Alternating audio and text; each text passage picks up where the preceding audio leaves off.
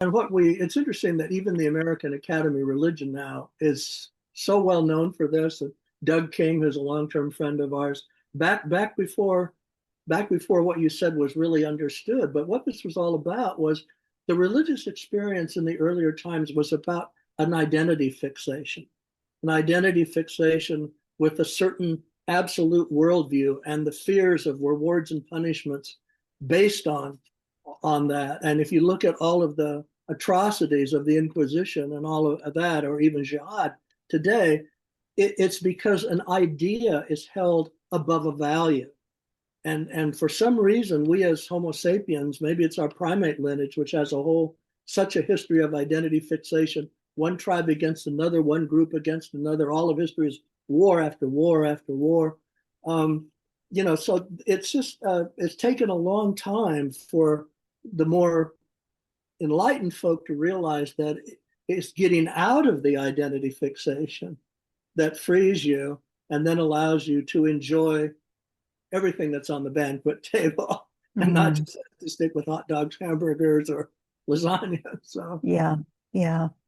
I also, I'm struck by, several times now you've mentioned the uh, the contrast between the kill or be killed, highly reactive uh,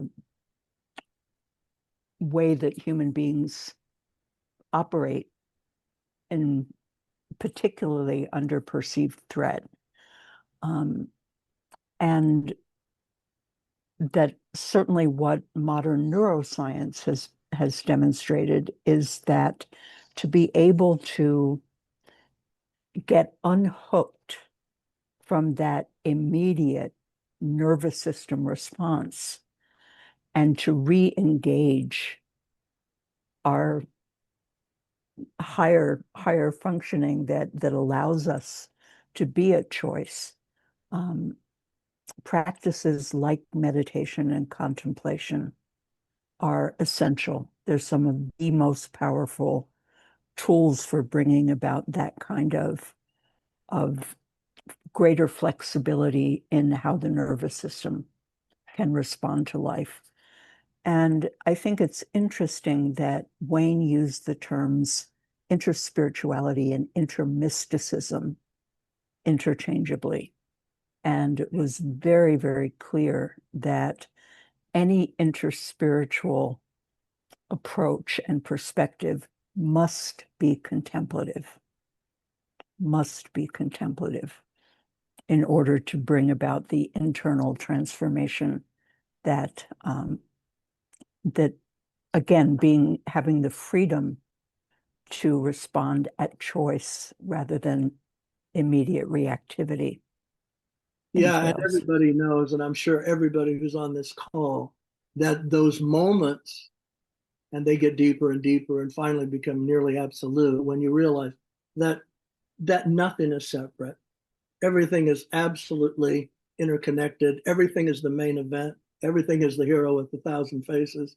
And you realize, oh my God, then all there can actually be is love and interconnection because everything is actually made of the same thing. And this craziness of all the labels and one label against another.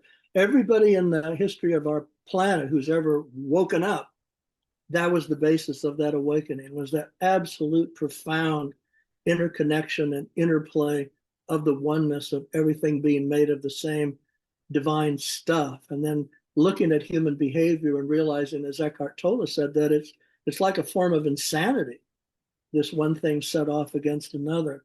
Yeah. So, in that sense, we're the lucky ones to have been invited into that, to imbibe deeper and deeper.